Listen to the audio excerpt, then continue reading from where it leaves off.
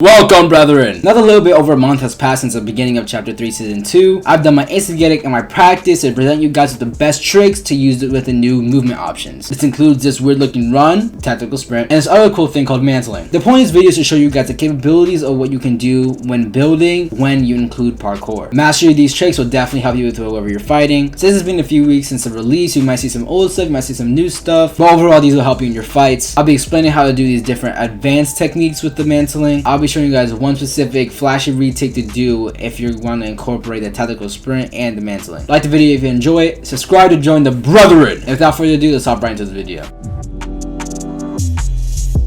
To do these tricks way more consistently, you definitely want to go to your settings and head to your mantle options. It's definitely better to put the mantling settings to where you have to hold the jump button to actually mantle. There's definitely going to be situations where you're holding a weird angle, weird peak, you're jumping backwards, you're jumping forwards, and you're trying to take a shot, but guess what? You're holding forward, so boom, you're climbing, pop, you get shot in the head, boom, you're dead in the game. You don't want that to happen. So to prevent the game from acting automatically, just put on hold jump to mantle. It'll definitely save you a lot. So most people use mantling to sneak up structure to save mats, which is a good way to use it as you can get some really easy sneak kills as you saw on screen. Alright, so now let's get right into the trick. To do all these tricks, you should know how to wall climb. To do this, you want to jump, climb the wall, reset mid-climb, and you can actually continue doing this if you want to. You can do an extended wall jump. You can actually do this infinitely, but it's not that good at doing it infinitely, as you can get height much quicker if you're doing 90s. But this helps if you're right against the wall and you need to get height really fast. Anytime you're doing a wall climb, you should always finish it off with a super jump. Now make sure to check out my Twitter and my TikTok, because I'll be explaining how to do each of these tricks on there. Alright, for trick number 1, you want to place a pyramid in the wall, reset the pyramid, and go over the wall. Now this is very easy for getting up an extra layer of height and surprising your opponent. However, there's a more advanced version. All you have to do is basically make a triple edit, then instead of editing through the wall, you want to reset the cone and then mantle on top of the wall.